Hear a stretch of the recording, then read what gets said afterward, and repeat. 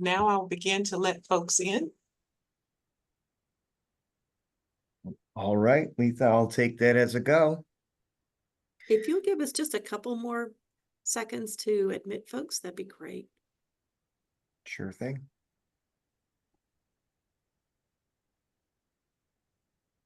Okay. Letha, can you help with ASL Spotlight? Yes, ma'am. Excellent.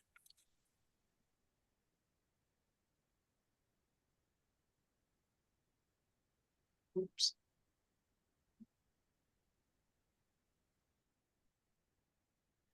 Welcome, everyone. I'm not sure if some more people are being let in, but it looks like we have a decent amount of people in here with us today. Welcome to the North Carolina Council on Developmental Disabilities Self-Advocate Discussion Series. I am Chris Hendricks, Policy Education Coordinator for the Council. Apologies, have some patience with me today. I'm a little under the weather. Thank you all for being here. This discussion series is a place for North Carolina self-advocates to gather and engage with each other to talk about things that affect our lives as people experiencing life with intellectual and developmental disabilities and other disabilities. We want this time together to get to know each other and to get to know the council, where I and other individuals with IDD are leaders, colleagues, and above all, valued for our input because we are who we are. People with disabilities should always be valued like that. In this discussion series, we'll demonstrate why and how. Today's topic is 2 for the price of 1. First, we'll talk about Disability Voting Rights Week, beginning September 9th and ending September 13th. Disability Voting Rights Week is dedicated to the sharing of voting rights and resources to our community, making sure that we are as informed and prepared as possible for the upcoming elections in November. After that, we'll take a closer look at the Rossi Fund and explore ways that members of our IDD community can use it to expand their knowledge and advocacy. We have 2 special guest presenters, and I'll introduce them in a moment. But for now, we'll relax into our discussion with our jokes of the day. All right. First one, what do you call a parrot who swallowed the alarm clock? That's a follow-up. Oh, I was gonna say probably 1 o'clock. Philip, that's a fantastic guess. A close second to politics. Now, for our second joke, what's the opposite of progress? Any guesses?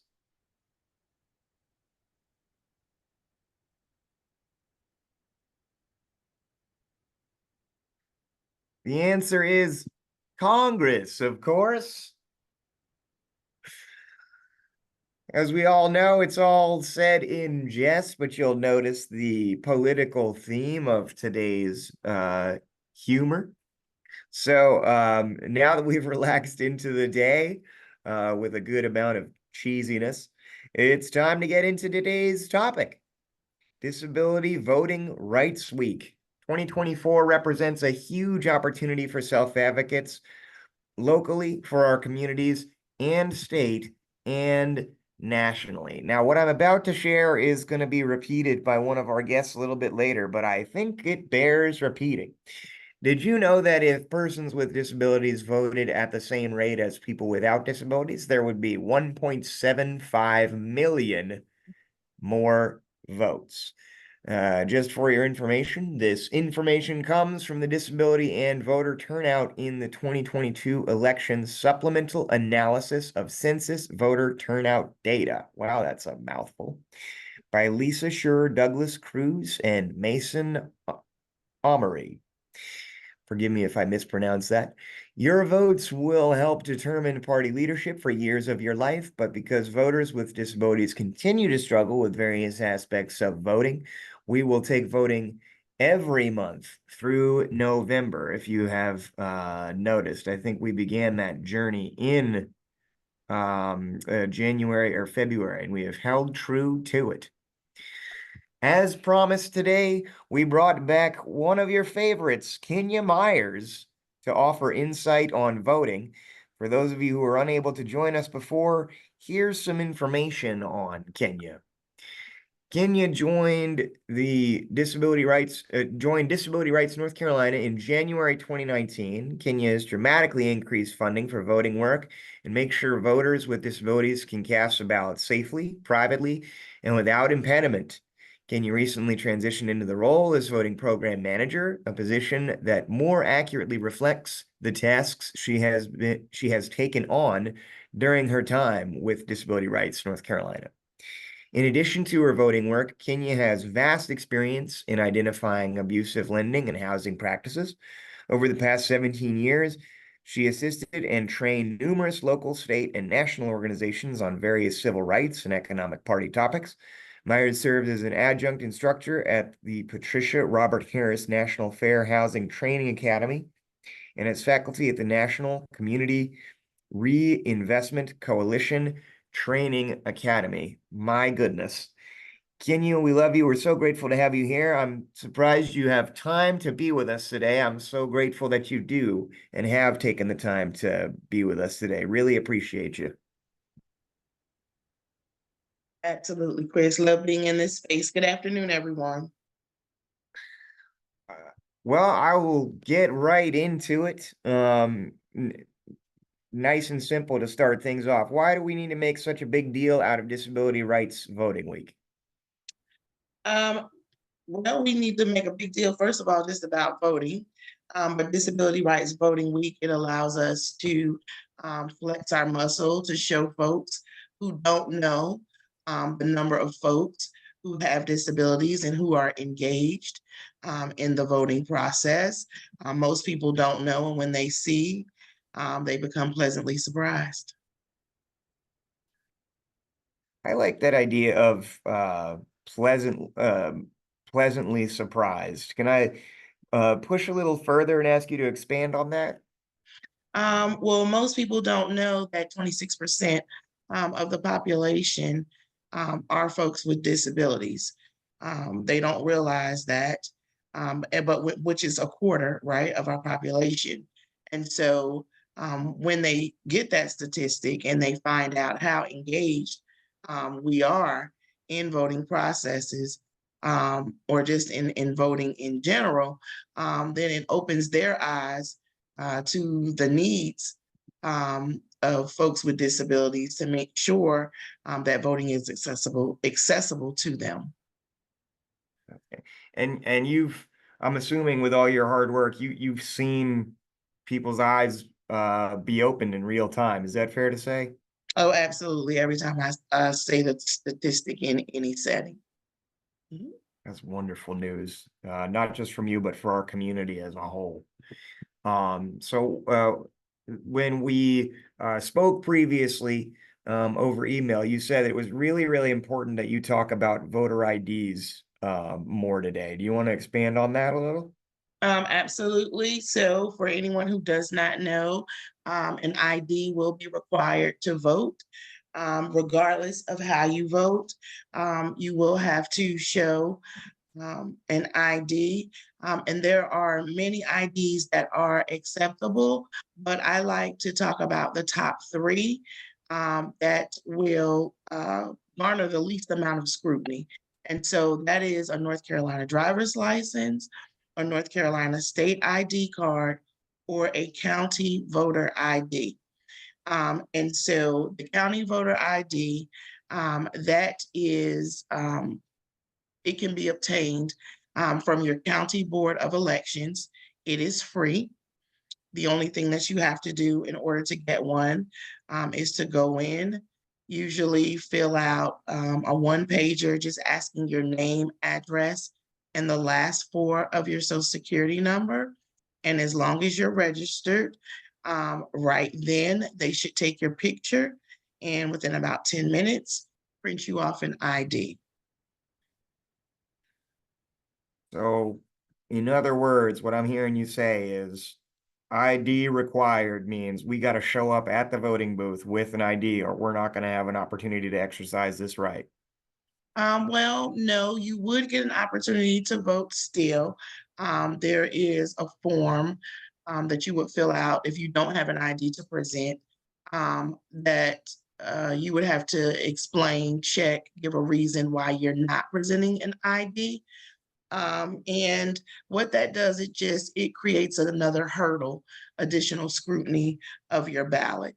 And so what we're saying to people is, the law does require an ID, and it's best if you have one, so that we can ensure that your ballot is counted. Thank you for that clarification. And expanding on that even further, you mentioned this idea in the past about a voting plan.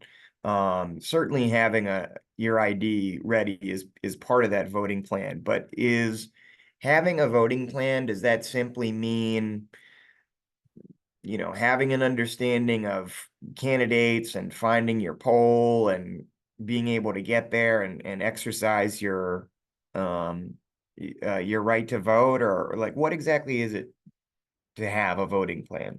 Excellent question. And so when we say have a voting plan, absolutely ID is included.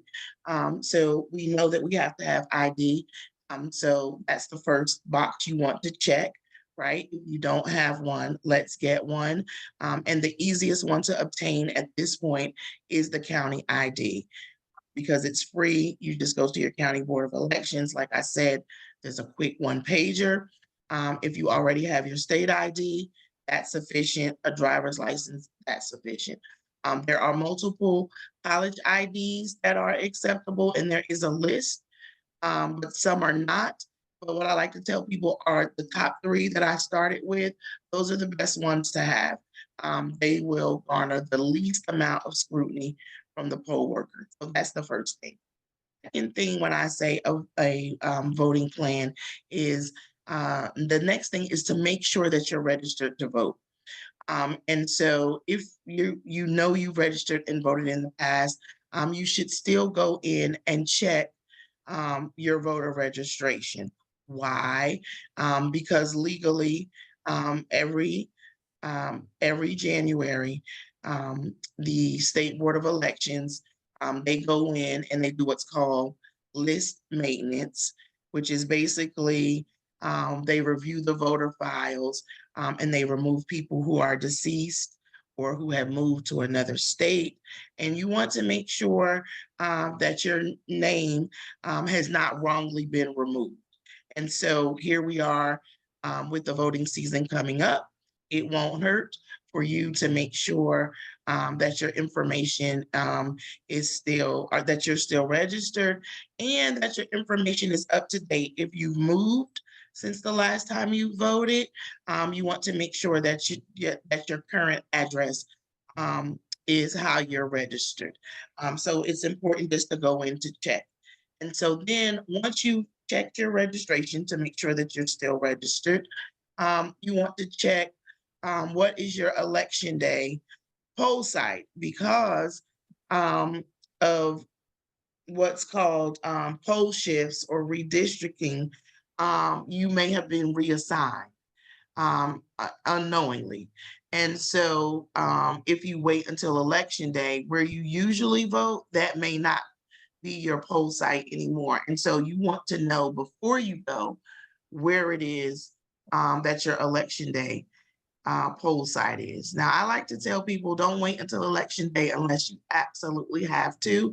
But if you have to, you should make sure you know where that poll site is so that you go to the right place. And so in addition to knowing, making sure, one, that you have your ID, of course, that you're registered and registered at the right address, and then making sure that you know your election day poll site. You also want to have a plan ahead of time of how you're going to vote, because we have many options, right? So do you want to early vote? And early voting begins October 17th. So do you want to go early? And if so, you want to know where those early voting poll sites are in your county and what time they're operating so that you can make a plan, right? We have 17 days to vote early. So figure out what day works best for you. Check the times that your early voting sites are open so that you know when you go that they're open, because it's not consistent statewide early voting times. It's not consistent statewide. So you want to make sure that you check for your county and know your early voting sites and what times they're open. Also, you have the option of voting by mail, which is called absentee voting. And the last day to request an absentee ballot is October 29th. So if you need to vote by mail, you want to make sure you have made that request to get that ballot mailed to you, sent to you by 5 p.m. on October 29th. And let me just say this, even if you vote absentee by mail, you are required to provide your ID. And so you can provide a copy of it, a photocopy, but if you can't provide a photocopy, then there is a form that is included in the absentee ballot where you have to check a box and say why you don't have a copy of your ID, and disability is an option. And so if you don't have a copy of your ID, then you can just check disability, and then that is sufficient. And Disability Rights North Carolina, anyone who checks disability, we will be following that ballot to ensure and make sure that it's counted. But I still wanted to say that an ID is required. In addition to absentee voting by mail, there's also the option for anyone who is visually impaired or blind. They can vote online. Now, that is the only group of people in North Carolina other than active military who are abroad who can vote online. But in terms of disability communities, our disability community, if you are visually impaired, low vision, blind, you can vote online, and that you do that through the State Board of Elections website. And you too will have to provide voter ID. You'll have to upload a copy of your ID. But if you don't have a copy, you have to check the box that says, I don't have my ID because of a disability. So ID is required across the board. I wanted to say that there are multiple ways for us to vote, even in person. You can do curbside, meaning you can stay in your car and drive through. Basically drive through like fast food, drive through and vote, but you still have to show your ID. Or if you go in and vote a traditional ballot or use the accessible voting machine, you still have to provide that ID. So regardless of how you vote, many different ways, right? That's why we want to have a voting plan. We want to think about the way that's the most accessible for each of us individually, right? We want to know where we're going, how we're going to vote when we're going to get there, and we want to make sure that we have our ID. So Kenya, that's first of all, thank you for so much information. You always have so much really important information to share with us. And I also just want to quickly make note. I see the questions in the chat. It's no surprise, Kenya, you already got some questions from our participants. Okay. You pretty much already answered the dates question. So I'll jump right to the community question. And then if there's time for questions now, right afterwards, we'll jump to those. If not, I'm going to save them and we'll jump to questions right after we hear from our second speaker. Absolutely.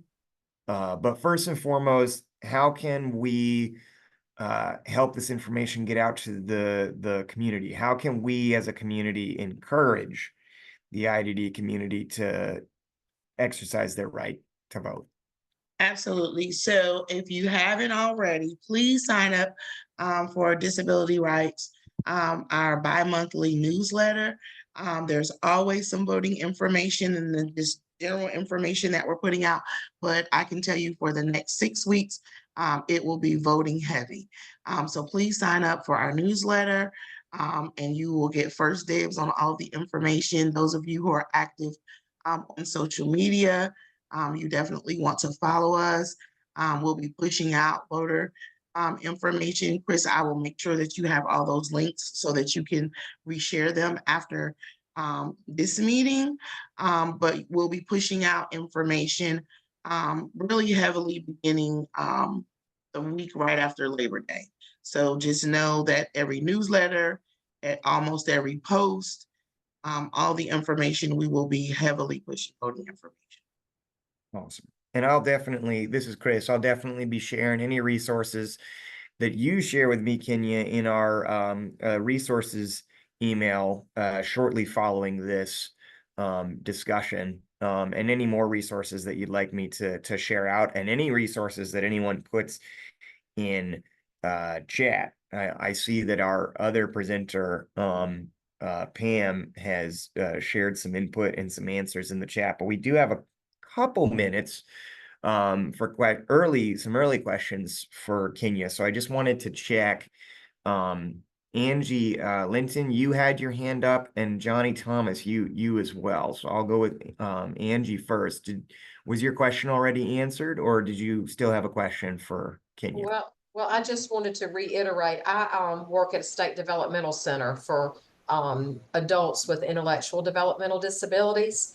And our Lenore County Board of Election MAP team, multi-partisan representatives from our local Board of Election, came out to our facility sometime in the spring and assisted I think I have 25 registered voters on our campus. And we now have our state Board of Election ID card.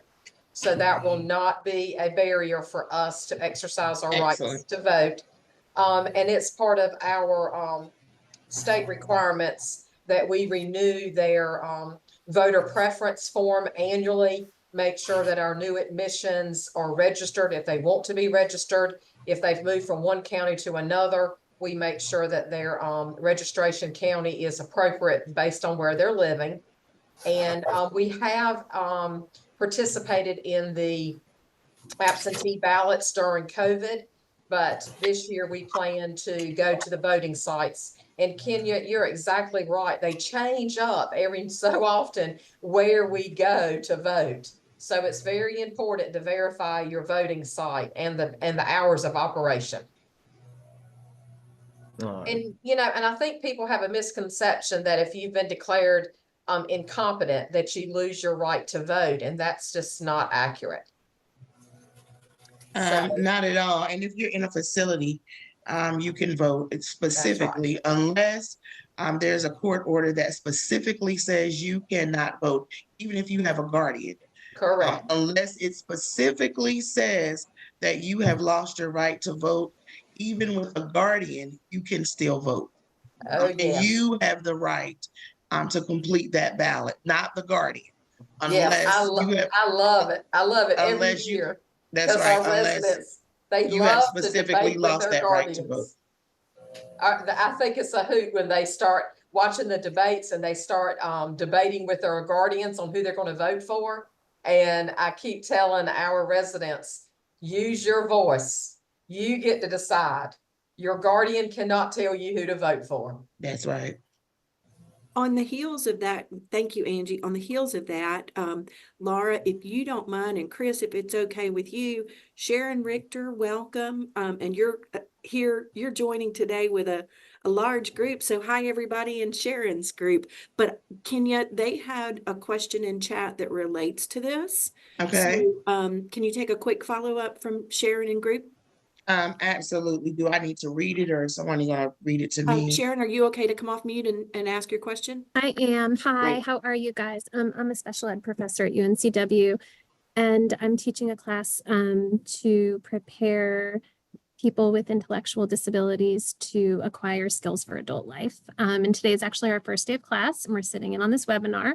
So I have 10 students who will be special ed teachers starting next May. They'll graduate with their degree from UNCW. So I actually felt like that answer between Kenya and Angie together was very clear. I did have the same question with regard to guardianship. And so I feel like together, my students and I received a really clear response that unless it's specifically stipulated, everyone maintains their right to vote regardless of guardianship status. Is that right, Kenya? That is correct, unless there Okay. is a specific court order that says that that individual has lost their right to vote, they still have the right to vote. Thank you so much. We got it loud and clear. Thank you. This is Chris. Thank you so much for that question. And again, thank you for that answer. I know we've got more questions, and I promise I'm going to go back to them. Just for now, we'll need to move on to our next presenter. Kenya, thank you so much. If you weren't so busy, we might just snag you up at the council, but you're doing great work, and we really appreciate you being here. Let me just ask a quick question. I'm going to stay around for the entire presentation, but is there a way for me to drop stuff in chat? Can't figure out how to attach documents or attach stuff. Absolutely, Kenya. drop it. Yeah, you can drop anything in chat. You and I have also emailed each other. This is Pam. So if you have trouble with that, just email it to me and I can do that for Get you. it in there now. Okay, Yeah, I'm going to go off camera, but I'm staying and I'm listening, and I will be here for any questions. Great. Thank you. Thank you again, Kenya. Thank you. With that said, we will please allow me to introduce Pamela McAfee. Hopefully I said it right this time, Pam. Pamela has a background in a lot of different disciplines, from working as a radio DJ to IT in a data center to teaching continued education classes. She has a passion for public service and advocacy that has been with her since childhood. The pandemic in 2020 offered her a way to put her skills together when she entered the world of VoPro, or otherwise known as voter protection. Her eyes were open to the many barriers facing persons with disabilities at the ballot box, and has made an important part of the work she does as a political organizer. Let's please give a warm self-advocate welcome to Pamela McAfee. Thank you so much for being with us today. Thank you. Thank you. I wanted to say I identify as a person with disabilities, but I never really thought about all the different barriers that that voters would face until I started doing the voter protection work. So, well, nothing is as revealing as being on the front lines, my friend. very true, very true. Speaking of being on the front lines, can you tell everyone exactly what Rev Up NC is all about? Oh, yeah, thank you. A passion project of me and some other friends. It's associated with the American Association of Persons with Disabilities. They have a project or program called Rev Up, and you can form, if you'd like to, one in your own state. So we decided to do one for North Carolina, Rev Up NC, and it stands for Register, Educate, Vote, Use Your Power. And the focus is on persons with disabilities, but we also want to do outreach to other marginalized communities that might have barriers to voting. I love to educate on voting. So thank you for this opportunity. No, thank you. This is a tremendous opportunity for our community. So it is us who are grateful for you.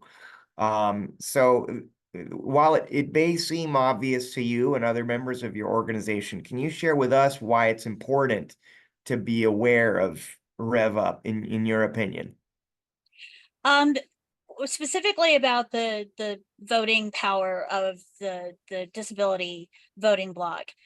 Persons with disabilities, that community, we are the most inclusive and diverse community, arguably. We're the largest voting bloc out there, and we get ignored a lot. I do a lot of work for Get Out the Vote. You might hear it as GOTV. And the concept of get out the vote is to find people who are low propensity voters. So people who don't show up to vote often, they're registered. We think they might vote for our candidate or a purpose or whatever.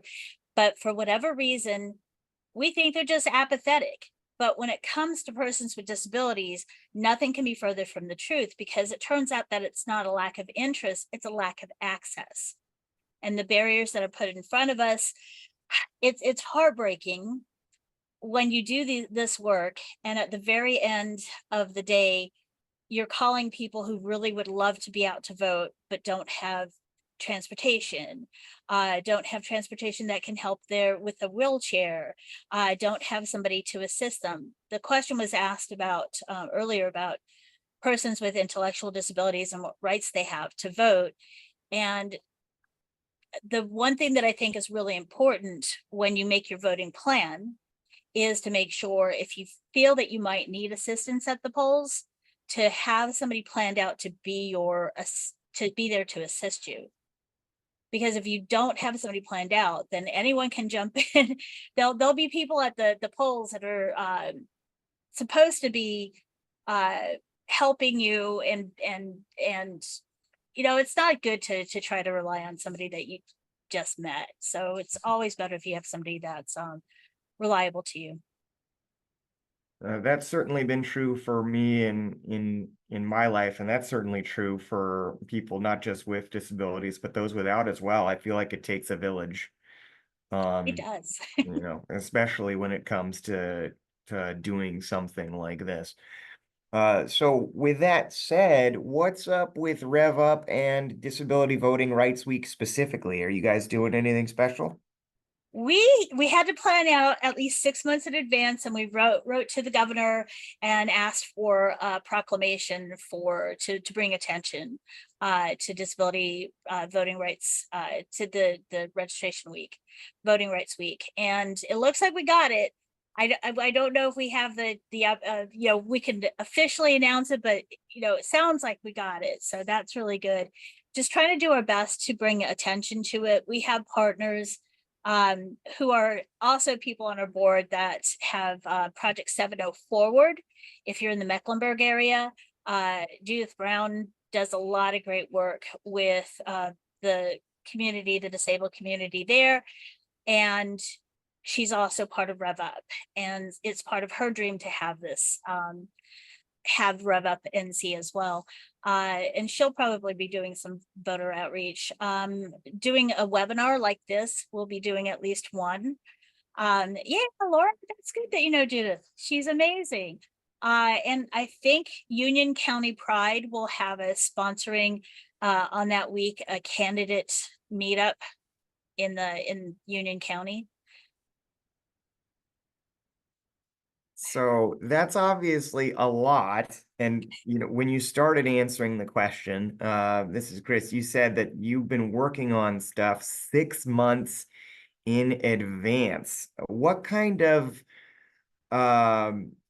team, what kind of effort goes into putting something like this together?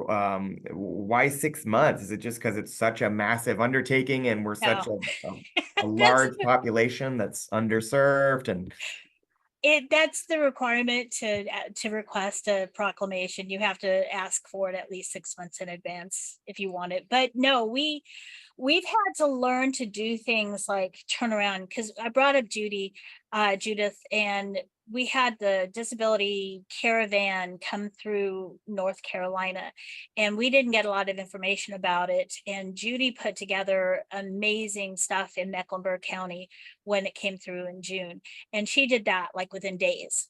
So I have toolkits. I have like right beside me, here's like one of our fans. So I have like this big box of swag to go out, and this says powering the disability vote. And it's got the Rev Up logo on it. It says Rev Up, make the disability vote count, register, educate, vote, use your power, and the American Association of Persons with Disabilities. So it's almost like we have to have a go kit. And I have a stack of voter registration cards So I just wanted to let you know, if you wanted to do your own, you can go to the AAPD website. They have a toolkit. They'll have more toolkits that will be updated by the time. And they also have on the NCCDD, which is the North Carolina State Board of Elections site, they have a page on doing your own voter registration drive, and make sure that you do it legally, what's illegal. And there's a democracy little d, not the big D, not a political party, but just democracy, the ideology. Democracy NC has a lot of really good resources for doing a voter registration drive, what you need for a voter ID, making a plan. The one thing that they don't have enough of on that website is disability. They have bilingual. So that's really good, but they could use, so maybe Rev Up can fill in. That's one of my visions, is Rev Up can fill that need to have more resources out there for the disabled vote. I wanted, if it's okay with you, I wanted to take a second to go back to something that Kenya was bringing up, and I am so appreciative of the work that Disability Rights NC has done. They brought up about the MAT team. The MAT team, which is that multi-partisan assistance team, is not a necessity anymore. It used to be the only way that you could go into these congregable living facilities and such, is to have that team. So they still have the teams, and I can add those links to the chat. Sorry, I've got ADHD. So I'm like looking at the chat and talking as well. But that's something that the work that Disability Rights NC has done to make sure that you have the right to ask whomever you wish to assist you, and not just have something sent to you by the government, which is what the MAT team was.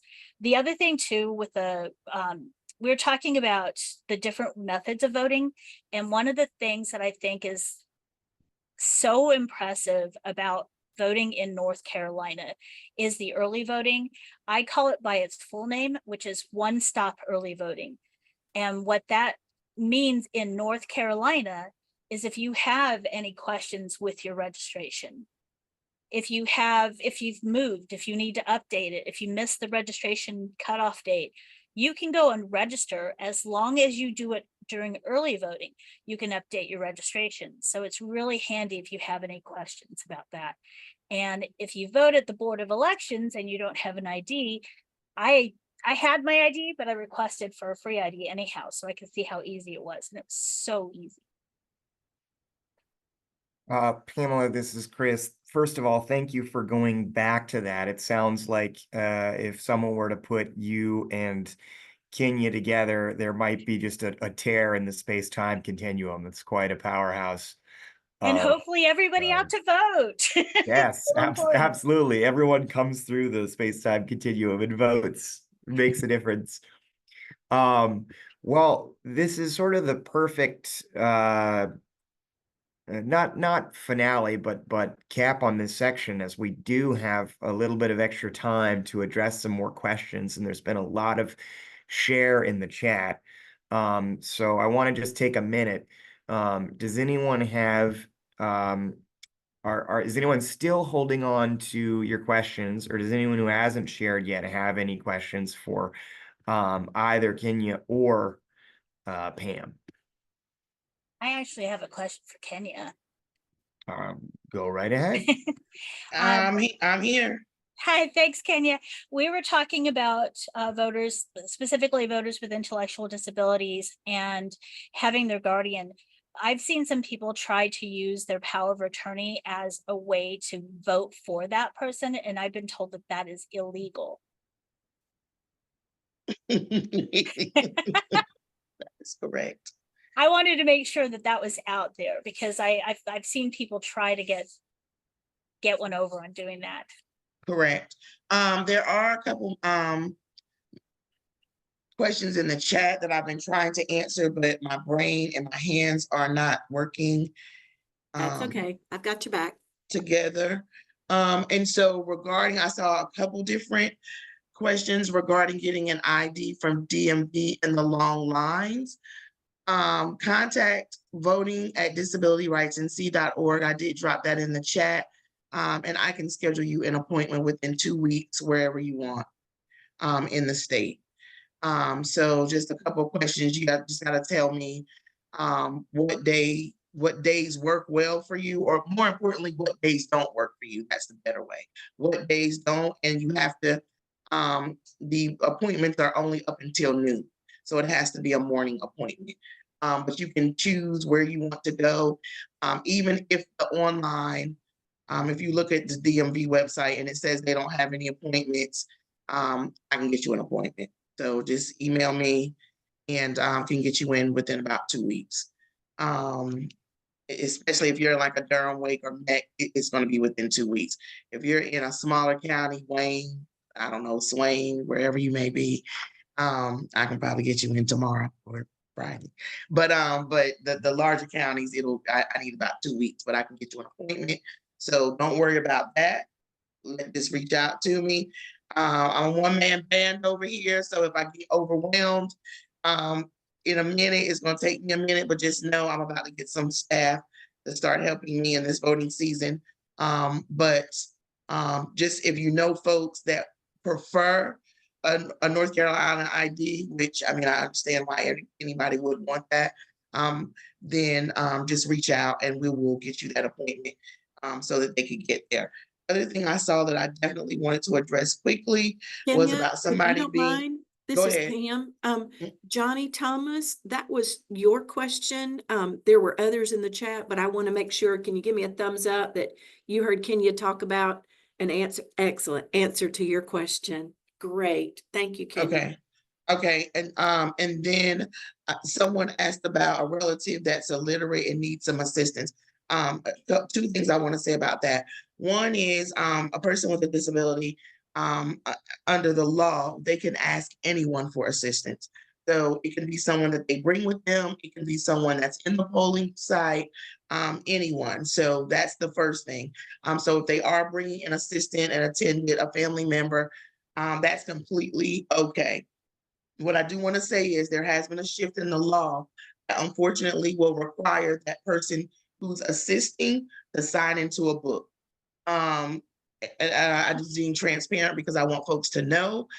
So if you are assisting someone, or if you're the person who is requiring assistance, that person assisting you will have to sign into a book saying that they're assisting you. It doesn't matter who or how they're related to you. What the state is tracking, unfortunately, is just that this person is assisting you. So if it is a relative, it's fine. If it is a neighbor, it's fine. If it's a random person that you pulled from outside the poll site walking in, that's okay too. But I do want you to know that it is a requirement, unfortunately, that someone that is assisting inside the poll site will have to sign in the book. So I wanted to say that, but it is completely okay for a person with a disability to get whatever assistance they need. So it's not like they can only read, they can only, or they can't write for the person, or they can't, none of that is true.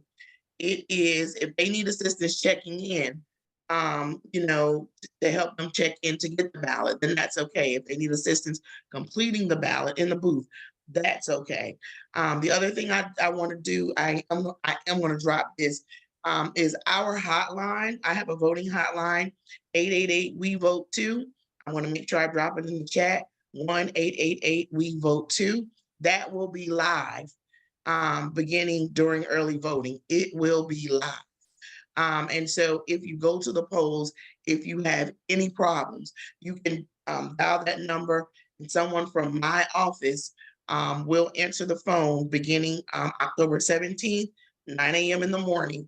If you have any problems at the polls, you call us and we will walk through whatever assistance that person with disability needs, or if you're an assistant, a family member, or whatever the question, we will get an answer. And if it's a problem or impediment, we will get it fixed so that the person can vote. Don't leave. Whatever's wrong, we'll get it right so that you can vote. The last thing, thank you, Pam. We have these T-shirts, and Pam is dropping the pics. I've been on the struggle bus. You can see What you asked This- me to share? Yes, this is the back. So, and it has our phone number. It's 888 we vote too, but she's gonna get the front.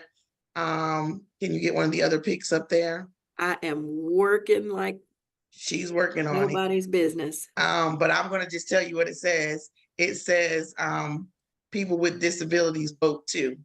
And we want folks to wear these shirts when you go to forums, candidate forums, so that they know that we're in space and that our issues need, there they go. That we're in space and that that our issues are important and our questions need to be answered. And so you are getting these hot off the press. We are going to put these on our website for purchase, and we want folks wearing them in Kenya, spaces. Are Yes. you comfortable providing us with a visual description for those who would benefit from that? Oh, absolutely. So it's a t-shirt. We have them in white and black. And let me just see, I'm pulling it up on my phone so I can see it on this side. No problem. I would be happy to. So we have t-shirts, round neck t-shirts in either white or black. And the background of what's printed on the t-shirt is a star. And the top half of the star is red and the lower half of the star is blue. And then printed across the star, it says people with disabilities vote in huge white letters. And then it has hashtag we vote too, which is what my slogan is at Disability Rights, we vote too. And then on the back side of that t-shirt is the Disability Rights logo with our phone number, 888 we vote too. And so you guys are getting this like hot off the press. We're going to be putting them on the website probably not until next week, but I knew I was in this space. So we're going to be taking orders and we're going to begin shipping them on the 9th. When I put them on the website, we're only going to be selling them for about 2 weeks. But we want folks to get them and wear them when you're volunteering, when you vote, if you go to candidate forums, so that folks know that people with disabilities, that we're in space and that our issues are important. Kenya, this is Chris. I'll state the obvious. I want a shirt, so I'll be going and getting that. Black's my color, so I'm gonna be snagging that up. This is a perfect topic to go overtime on questions, if that even counts as overtime, because it just means that y'all are engaged in something that really, really matters a great deal. I just wanted to offer a couple minutes for our audience to jump in on some of the discussion questions that we have for Do you people mind today. if I cover something that I wanted to bring up? I dropped the voter the lookup for the state website to see if you're registered. That is an amazing web page. When you pull up your information, you not only find out if you're registered, when you click on your name, you find out where your polling location is. You can get a sample ballot. It's the one-stop place that you should go. So please save that and use it as a resource. That's really, really important, Pam. Thank you for sharing that. I just want to offer these 3 questions to our audience in case they want to chime in.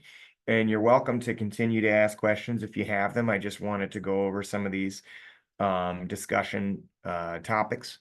So one thing you could share is, what was one important thing you heard here today?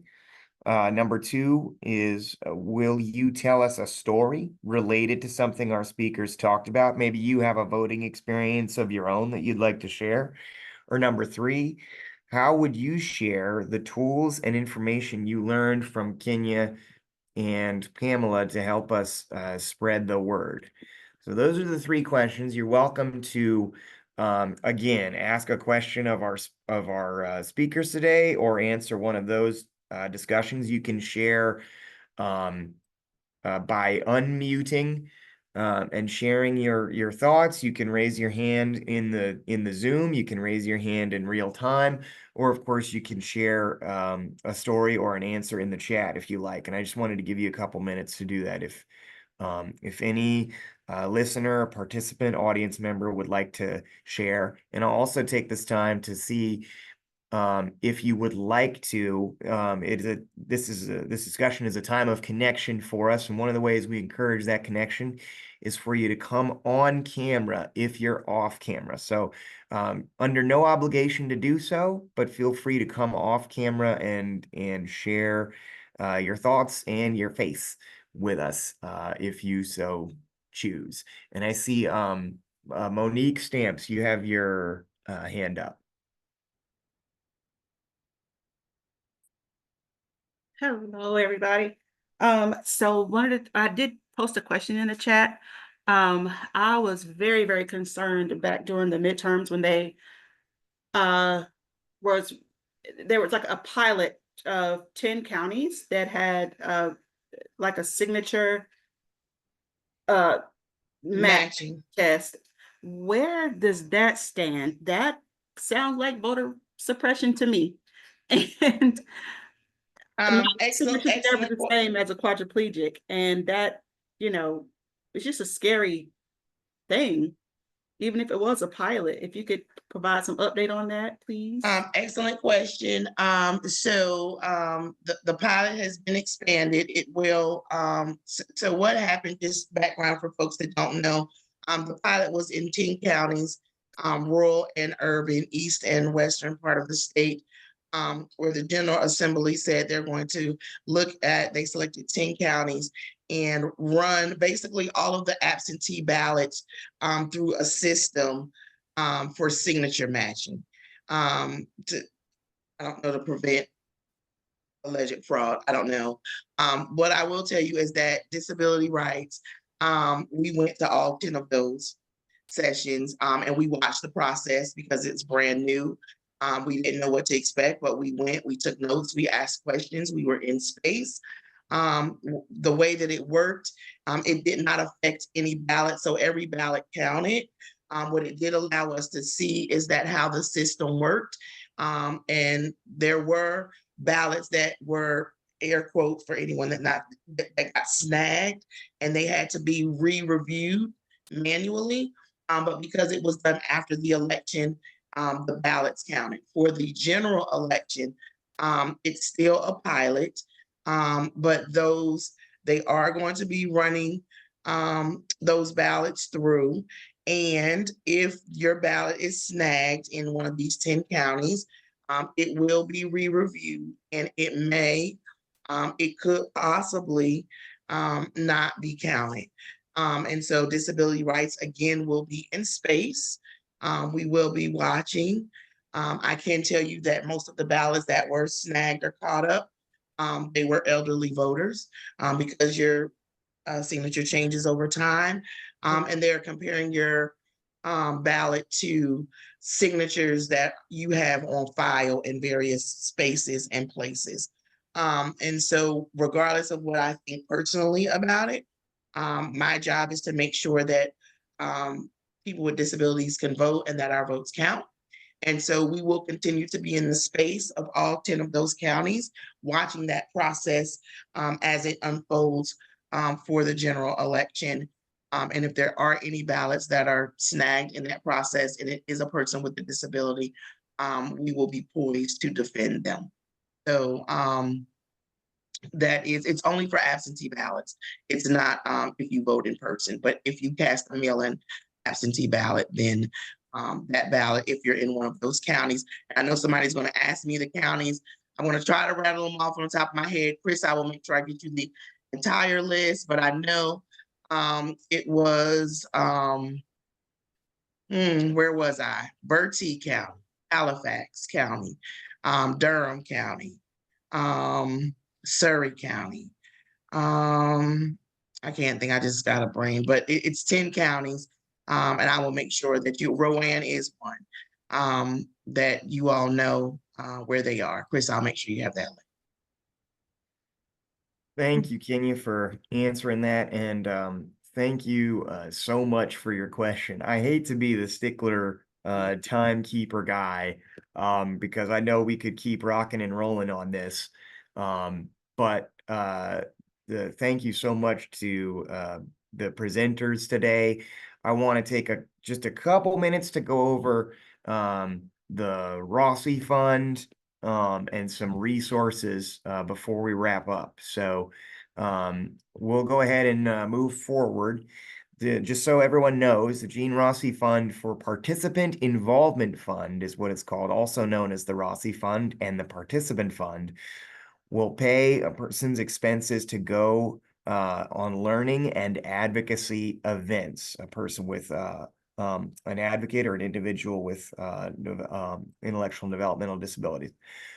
Through an application and reimbursement process, the Rossi Fund Participant Fund gives money to people with intellectual and other developmental disabilities and their family members to help them with travel costs to conferences and seminars and much more. It's designed to improve the knowledge, networking, and skills for advocacy. And through the Participant Fund, individuals with IDD and their family members can receive reimbursement for specific expenses. A little bit of a closer look at the Rossi Fund. So you must apply and be approved for these funds. Applicants receiving Rossi funds will be asked to complete a Rossi Fund participant survey and are expected to share their knowledge with local community and their network, like with the attendees we have today, for instance. The Rossi funds can only partially fund the cost of attending an event and are available to reimburse individuals. And that means that you pay expenses up front and the Rossi Fund pays you back.